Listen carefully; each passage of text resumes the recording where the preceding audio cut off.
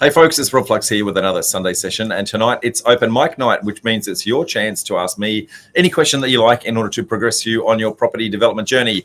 In order to do so, what we ask is that you click on the links below, so propdev.info/open-mic, and if you submit those questions in advance, then that gives me a little bit of time to prepare. Now, that said, we've got plenty of questions this particular month. We do these on the first Sunday of every single month. So if you want to get your questions in and see if you can stump the guru, then that is your chance to do that. So a ton of questions today. Now, as you can see, not in my normal office environment, so hoping that the sound quality comes through correctly. I'm actually, I guess, on holidays in Nelson Bay, just north of Newcastle in New South Wales, and having a beautiful time here. Lovely sunny day, but the last couple of days have been a little bit murky, but we're going to make the most of today. So that said, who is our very first question? We've got Jimmy. Jimmy says, I'm currently in a planned ceiling project of a 1 into 2 lot subdivision in the Gold Coast. I found that I could not get more funds to finance my next deal until I sell on the subdivided lots. I intend to sell one and then build on the second lot. It's my first deal. Do you advise me to find my next deal right now, as I find that funding is a challenge? So, Jimmy, firstly, I cannot give advice. All I can give you is pros and cons of the different solutions that are sitting out there, and then hopefully you can then make some educated decisions from there. Now, that said, a 1 into 2, if you're doing the typical project size with a 20% profit on cost, that means that the retained lot that you're trying to keep is going to have some residual debt associated with that. Now, that residual debt is going to chew up your serviceability and may even have some negative gearing implications on that, which may impact your borrowing capacity to go into the second deal. So it might be that, I guess, this becomes a handbrake by actually keeping the project.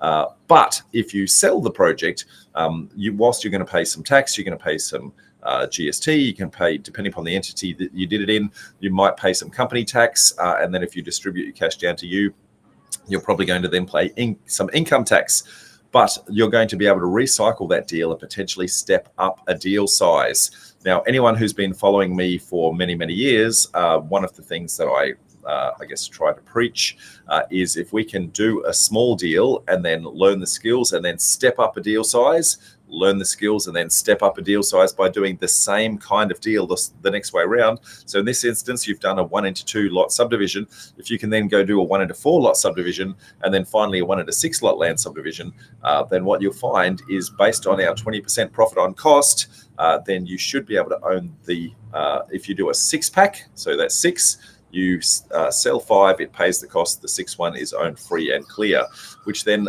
gets away from that challenge of having the serviceability challenge that you're talking about. So you've said it yourself, you can't find the funds to get your next deal. One, because you're trapped in this particular deal, so your debt levels are high, and 2, because that serviceability might actually be an impost.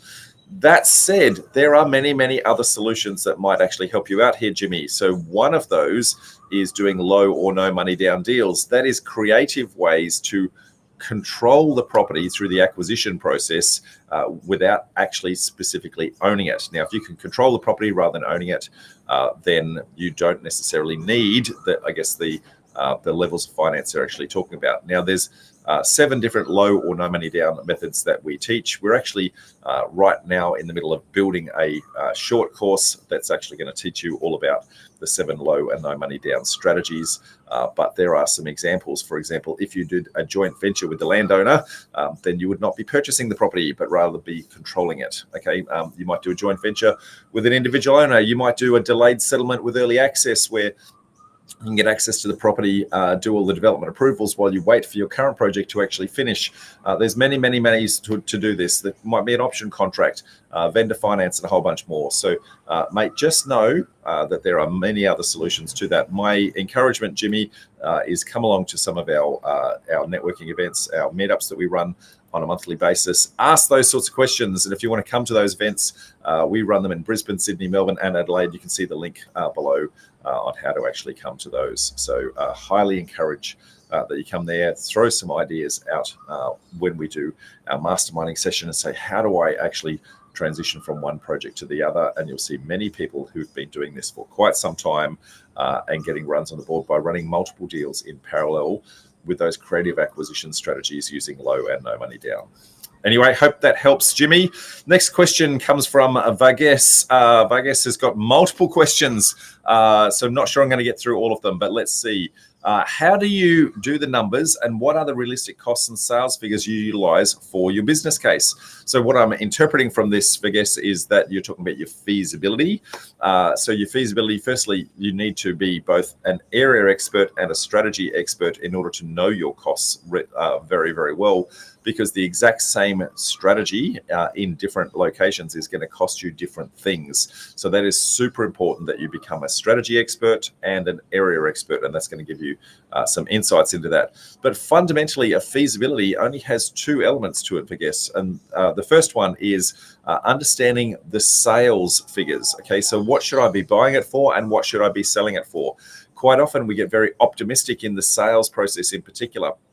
If you're very good at actually reading the market, understanding your supply and demand, understanding whether or not there's actually a need for the product that you're actually trying to do, and you can be very realistic on your price points, then you should know what you should be buying it for and what you should be selling it for. Okay.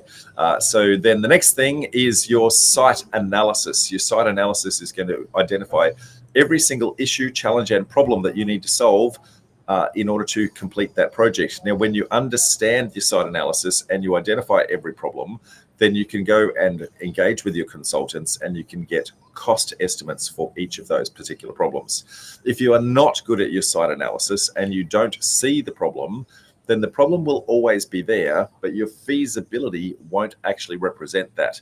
So your feasibility is going to look fantastic, but the problem will still be there. And when you actually go to run the project, then it's going to go horribly wrong. And so the two areas where people go, wrong in their feasibilities is being overly optimistic on their sales figures and also not being good enough to actually do their site analysis. Now, your feasibility is then just the adding and subtracting of those two things.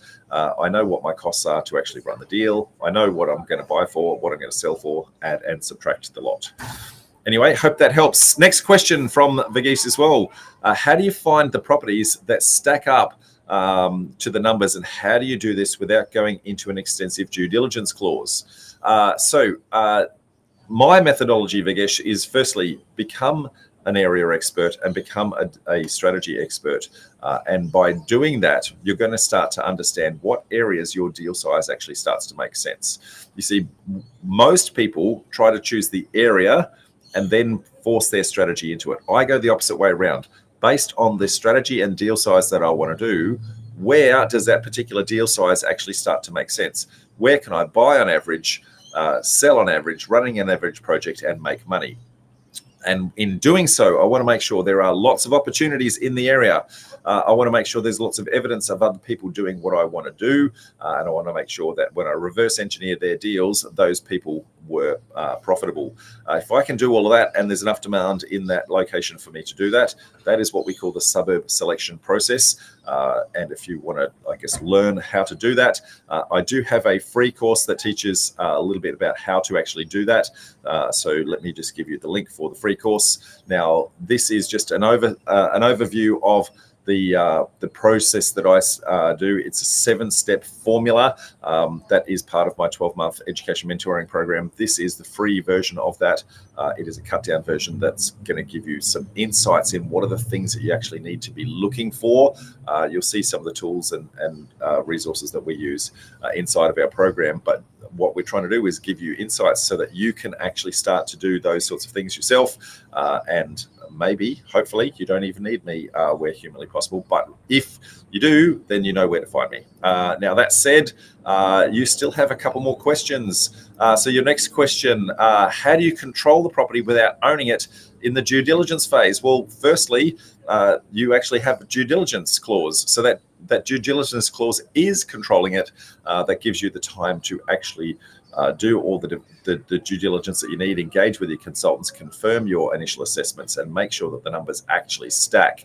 Now, there are many, many, many ways to control it. I just touched on with the previous question that there are 7 different ways that you can control property and profit from it without actually owning it. So you can control it many, many ways. And I'm going to sneeze here. I can feel it brewing. So that's kind of going to help you there. Lucky last question from Vigesh is, how do you ensure you have the right team to support you to fall within your budget and not have shoddy work? Well, firstly, Vigesh, if you are a strategy expert and if you are an area expert, one of the things that you're going to start to do is you're going to start to reverse engineer all the deals that everyone else has done in your area. When you start to do that, you're going to see which teams, so which development applications, what town planners, what architects, what civil engineers are regularly doing deals in your particular area. And you're going to start to see which ones are getting successful approvals. You're going to start to see which ones do not get the successful approvals. You're going to start to see where there's tricky challenges, how they've actually argued their case and whether or not they actually were successful in doing so. That's going to help you, I guess, with at least who is active in your particular area. Then you need to actually engage with them, I guess, go through an interview process, get reference checks, do all the appropriate things, ask them tricky questions about, problem sites that they thought they'd get across the line and they didn't, and why was that the case, and were they able to turn that around, and all those sorts of things. If you can do that, then that's going to get you the right team. Now, there are fundamentally about 30 odd people that you might need in your team for different issues and challenges, but there's only a couple that you need every single time. So an accountant and a lawyer, you're going to have those from deal to deal to deal. They're going to be with you for your entire property development journey. Your town planner needs to be an expert in your particular council and specifically in your particular strategy. You're also going to need a civil engineer, so they're going to understand water, sewer, stormwater. They're going to be able to do driveways and footpaths and crossovers and earthworks and all those sorts of things. Okay, you can also need a surveyor in your area, and depending upon whether or not you're actually doing any construction, you may potentially also need an architect. Those people, those 5, are going to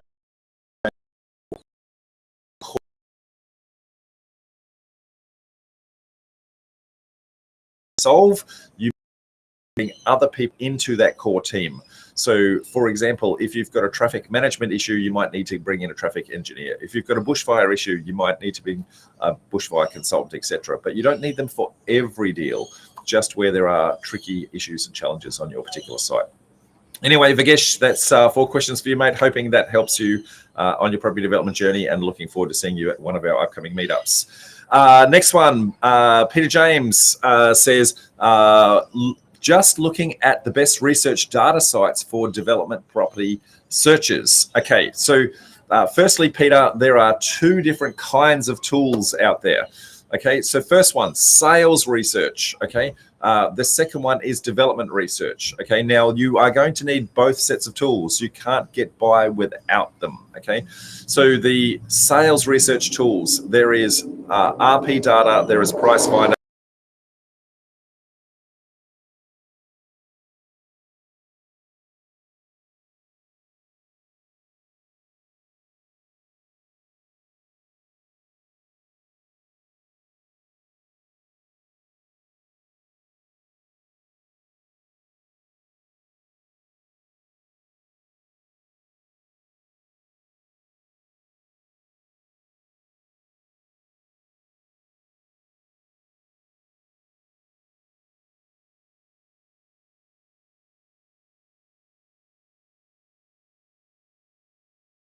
The development capability of the site. Okay, so these are the issues, challenges, and constraints that sit on the project to determine whether or not you can actually realize the potential that you're looking for.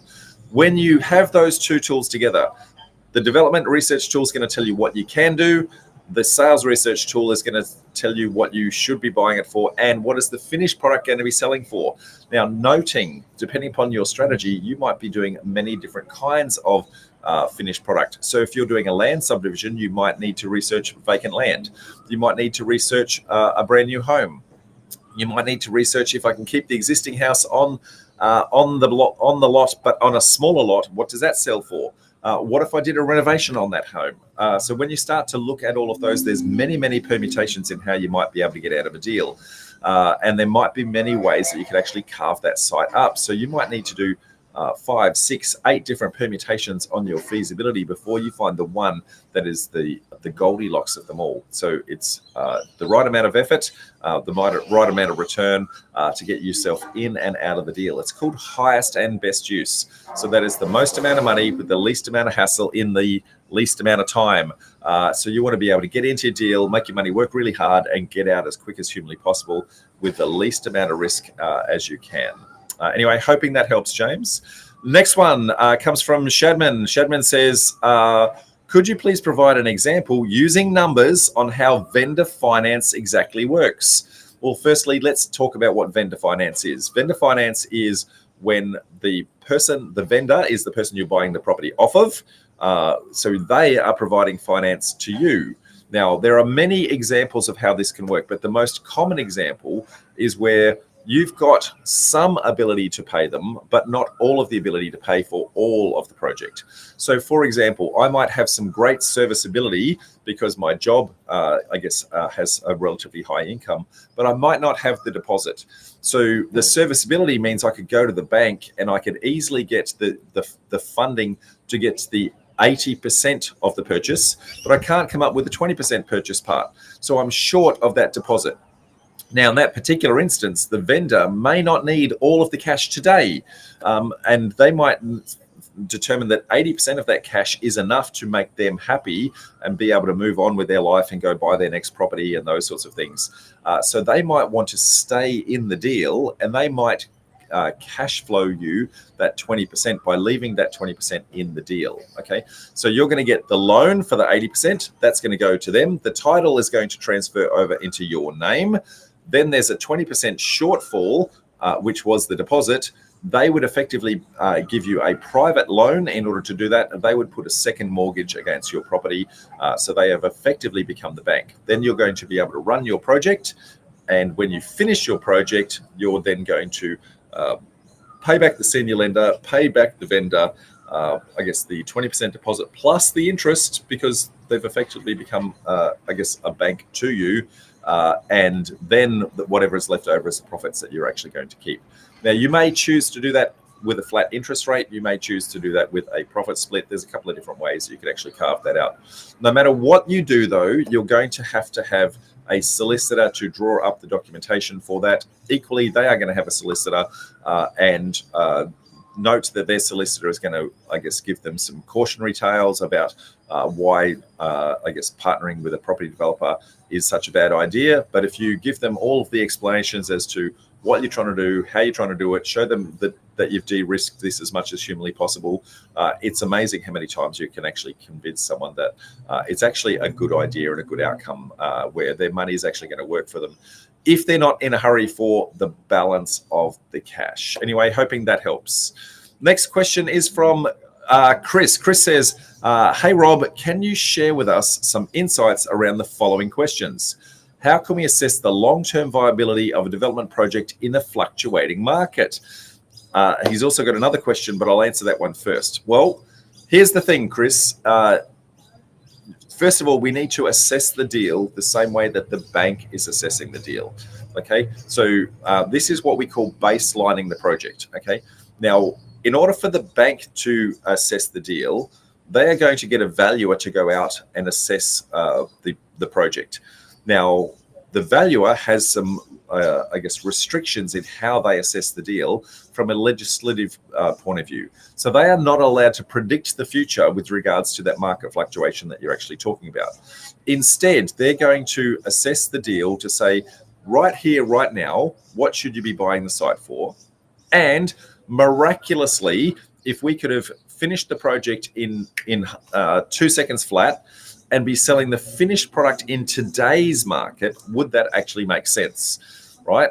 Now, we all know that our project could take anywhere up to 2 years to run, depending upon what it is that we're actually trying to do. But they're not allowed to predict what's going to happen in 2 years' time. So we need to assess the deal as if we were buying it today and selling it today. Now, if we can get that, feasibility to work, then the bank is then going to be happy with that.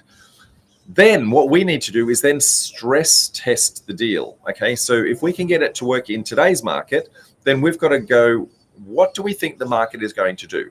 If we think the market is going to shoot up over the next 2 years, when we stress test that, clearly that's going to make it look like we get more money out of the deal.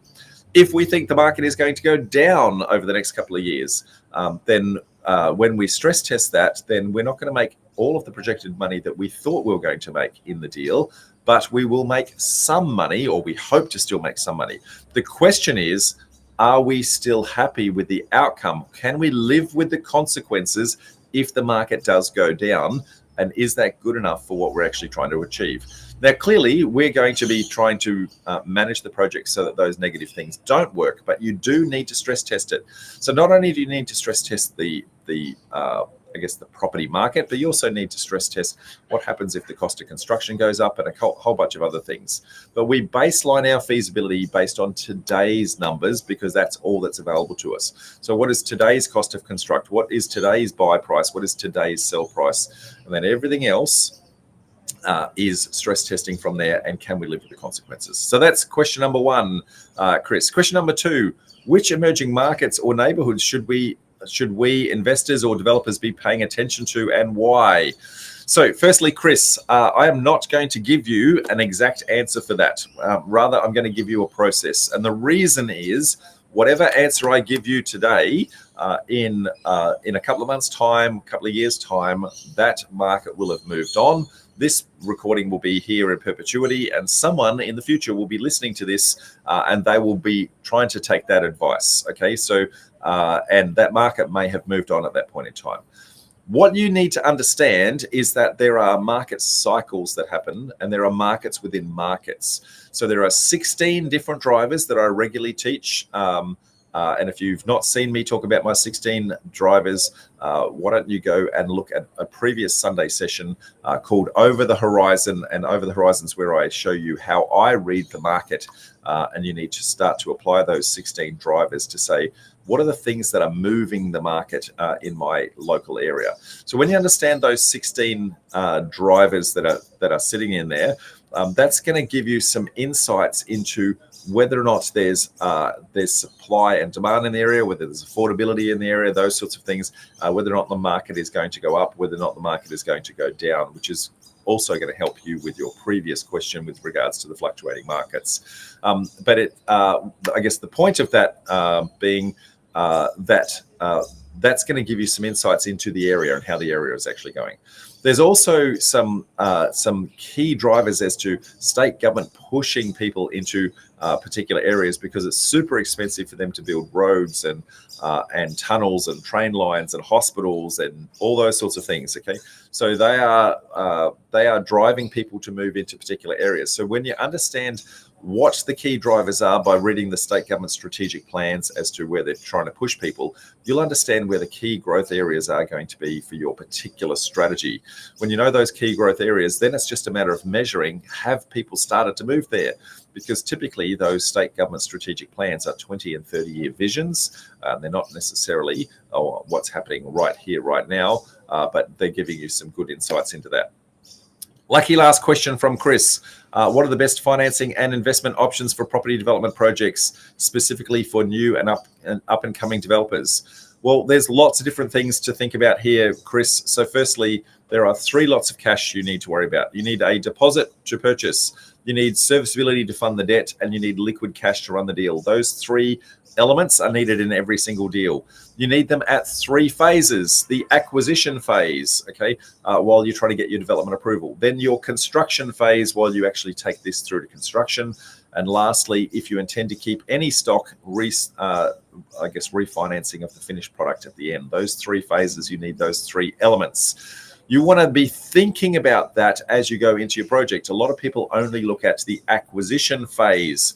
And so they're trying to keep it super cheap in going in for the acquisition phase. They only look at residential lending. And what they do is they try to apply that methodology into the construction phase. The banks start looking at them from a serviceability perspective, and they cap out They cap out with regards to how far they can actually borrow. If you instead start to look at commercial lending, who specialize in development funding, what they do is they don't look at your serviceability, but rather they look at the profitability of the deal itself. And so long as you've got enough equity in the project in order for them to de-risk themselves, then they're going to back you into your project, okay? Which means that you take away the glass ceiling from a borrowing capacity perspective in order to get there. Now, all of those two methodologies are great if you're going to use traditional lending, but then there's the non-traditional lending, which is the 7 low and no money down strategies, which is the way to control the project for a period of time, sometimes for the entire duration of the project, sometimes just for a portion of the project, in order to defer a lot of those costs, kick the can down the road, and sometimes even avoid some of those costs, okay? So, for example, if you do a joint venture with the landowner, well, you don't need a deposit anymore, and you don't need serviceability to fund it, but you do need the liquid cash to run the deal, okay? So that takes care of the acquisition phase, but the construction phase, you're still going to need equity in order to fund the construction loan. So you might do that from a commercial lend perspective. So what you do is you're gonna mix and match all of these strategies together. You're gonna have a toolbox with many tools. You're gonna have a spanner, a screwdriver, a hammer, a shifter, some pliers, and a whole bunch of other things. And you need to use the right tool for the right job, depending upon where you are in your project and your process. Anyway, Chris, hoping that helps. Anahita says, I'm interested in property development, but more of a short-term profit basis for 1 to 2 years in total. I'm in the older ages and not looking for investment in the long term, but more of a short-term gain. Research and sell a splitter blocks or passive income is more my interest. I'm also very time poor, currently working and can only dedicate about 5 hours a week due to my full-time job. Would my course be suitable for a person like this? So firstly, thank you for actually inquiring about the course. I will just refer to it. I'm running out of laptop battery here, so hoping that we last a little bit. So firstly, I'll just reference my course. So there's a property development formula, which is a 12-month education mentoring program, and that's what you're actually asking about here. My guidance here is that in order to do this any justice at all, you need to put about 15 hours a week into the process. You are, after all, learning a brand spanking new career. This is not something you want to take lightly. You're spending millions of dollars going into projects and doing them. So I would be very cautious in not shortcutting that. If you shortcut that process, then the danger is that you don't learn the lesson and you're going to make a huge mistake. So if you're going to try to shortcut the process, firstly, we have a free course. This is a cut down version of this, just to give you some insights into some of the things that you want to do. You might want to partner up with someone who has got some experience and has done the education, has done the work in order to do that. You might invest in other people's deals, for example, where somebody's actually got a few runs on the board. You might want to shadow someone who's already doing another project. All of these are, I guess, ways to actually get there. Would I recommend my course? Absolutely. But given that you're saying you've only got 5 hours a week, I don't think that you would get the outcome that you're looking for because we actually want you to give this your full undivided attention. Now, that said, can you make money with less hours? Yes, but you're adding a risk element to the process, so be extraordinarily careful in doing that, pretty please. Okay, next question comes from Andre. Andre. Andre's, with regards to the National Construction Code, what if your builder is following the general interior design plans for bathrooms provided to him originally by plans that were prepared before the national construction changes came into effect in 2022? Now, those plans have some slight discrepancies as the updated National Construction Code has changed. How would you deal with the variations? Well, in this particular instance, Andre, it is not the builder's fault. He's got a set of plans that he has scoped for and he's quoted for, and now he has to make changes through that through no fault of his own. This is a variation to the process. It's only fair and reasonable that the builder is compensated for those changes, unless it was declared up front in going into the quote to say, hey, these were prepared prior, and now that the new code is in place, if you have done that, given him the full warning up front, he's gone in acknowledging that, and then has accounted for that in his building estimates, then that's one thing. But if not, if they've changed along the way, then it's not his fault, and you should, I guess, pay for the variation in its full. So hoping that helps. Next question comes from Grace, I should say. She says, silly question. How do we find out what the highest bid on the property was at an auction that was passed in? Well, Grace, to the best of my knowledge, the only way to do that is actually call the agent and talk to them. Typically, they don't want to reveal what that number is, because they're wanting bids that are higher than that. But you'll find many agents, if you just have a conversation with them, will actually give you the insights. So it's about having relationships with your agents after all. And the better the relationship is before you actually call them out of the blue, the more likely they're actually going to give you what was actually going on in there. Next one is from Wendy. So help please with the cost of relocating a home. I'm wondering if anyone has, wondering if you, I guess there's any prices for relocating houses in and around the Brisbane area, either inside Brisbane or into the outer side region, with regards to what it costs at the end. So plans, approvals, asbestos removal, relocation costs, restumping, rewiring, replumbing, refitting internal areas, landscaping, etc.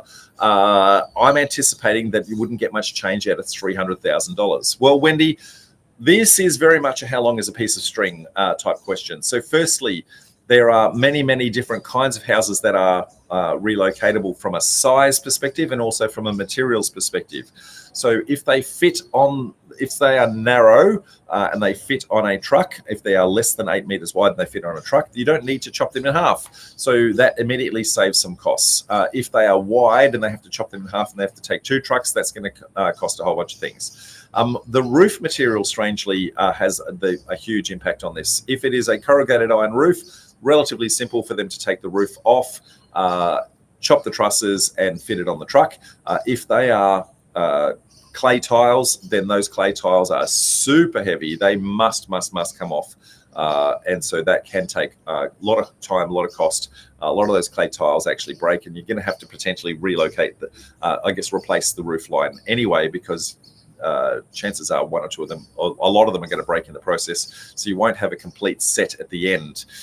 Next one, asbestos. Well, is there any asbestos at all? Depends on the age of the property. And I guess a lot of the other things that you're talking about with regards to restumping, rewiring, etc., then start to come into, well, what are you wanting to do at the other end? Are you wanting to put it low to the ground, or are you going to put it up high and then try to build underneath it? So there's a lot of things that go into that. Now, if you're relocating on the same site, then it's going to be deemed to be this same house in its original build. So if it was built in the 1950s, for example, then the construction code at the time will still be relevant. If you take it off site, it is technically a demolition on one site and a brand new build on the other site.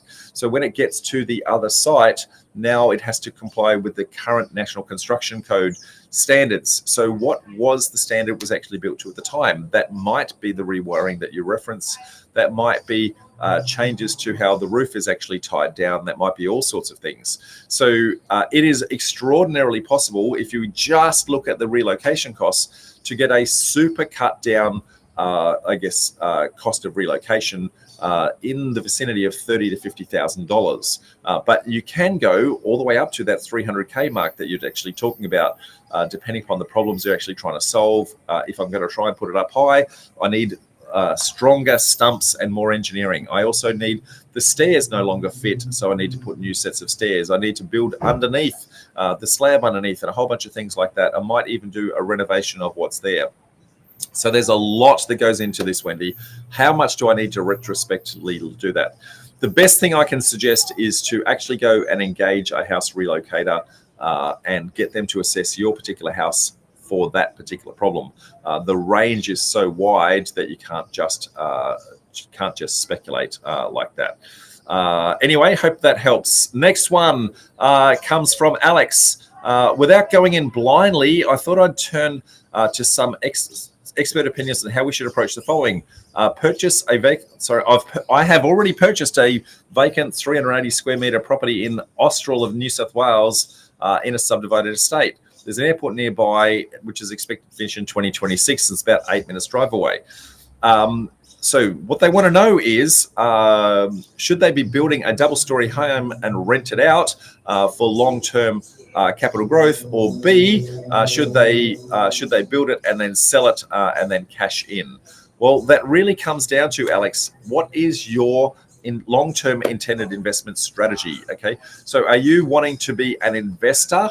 Okay, in which case you're going to hold on to it and let the market do the uplift over the next 7, 10, 20 years? Or are you going to be a property developer and you're going to flip these over and I guess learn from the skill, make some money, reload into the next deal, and then get slightly bigger as you go, and then start to amplify your outcomes? Now, without knowing what your intended investment strategy is, it's very hard to make any sort of recommendations, noting I'm not allowed to give any recommendations anyway, but noting that I can't give that advice. I guess you really need to have a look at what are you trying to achieve, and then does this fit that strategy? Now, if this fits that strategy, then do that. Does that actually make some money? You've gone in and purchased this with an intention in mind up front. What was that intention, and is that actually going to work in this particular instance? If that isn't going to work, then why isn't it going to work? Learn from that process and see if you can, I guess, get out of the deal without actually losing any cash or very, very minimal in the first place. So find other people that are doing exactly what you want to do and see whether or not they're profitable in that process as well. Now, Austral, being a brand spanking new area, hasn't actually got, I guess, the history of long-term growth to actually back it up on. So it's a little bit speculative in that regards. So I guess be extraordinarily careful in your assessment, noting that you haven't got a lot of history that's actually sitting there. Now, laptop is starting to run out of battery, so I might have to cut the questions a little bit short today, but see if I can get through 2 or 3 more. Sequinda says, I'm currently in the process of land subdivision, completed the civil works before going to on maintenance. The council has requested a refundable $45,000 bond specifically for a retaining wall. Okay, so how do I actually deal with this? Because clearly there's a cash flow challenge in keeping $45,000 in the deal. Well, Sequinda, there's a couple of different options you've got here. Firstly, your profits are trapped in that $45,000. If you leave that with the council in 12 months' time, assuming that nothing has gone wrong with the retaining wall, you will get that $45,000 back. But in the meantime, it's caused you a cash flow shortage. It also means your project can't actually close out because you can't do your tax return until you've got your final amount of cash in. So you've got a whole bunch of things happening in there. Now, what I can tell you, though, is that there are such things as insurance bonds that you can actually do what they call deposit bonds for this sort of thing. So effectively, you go and find someone as an insurance. They pretty much works like an insurance policy. You pay them a small fee. They give the bond guarantee to the council. I guess they're assessing the risk of that retaining wall actually falling down. The likelihood is that it won't get cashed in, so they will take that deposit bond, and it might only cost you $2,000 or $3,000, maybe up to $5,000. But it means you get to keep that $45,000 today. It also means you get to close out your project today, and it also means you can start to move on to your next deal. So it is a small cash flow impost on you, but you can get those bond providers, I guess, cash flow your next. Now, okay, next one comes from here. Just curious, what is the approximate cost to do a 1 into 2 subdivision? I'm on the Sunshine Coast.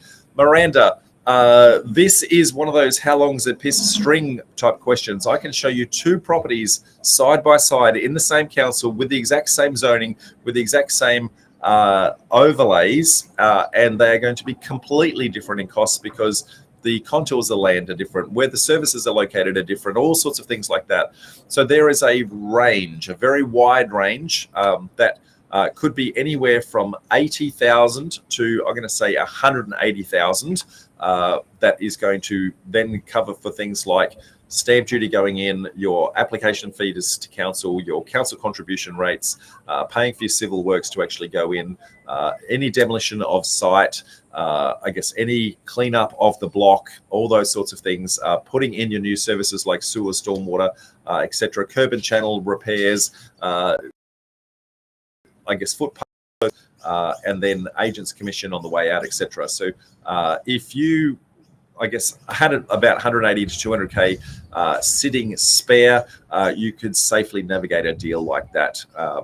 But anything less than that, you're going to have to be extraordinarily careful that you don't overcommit.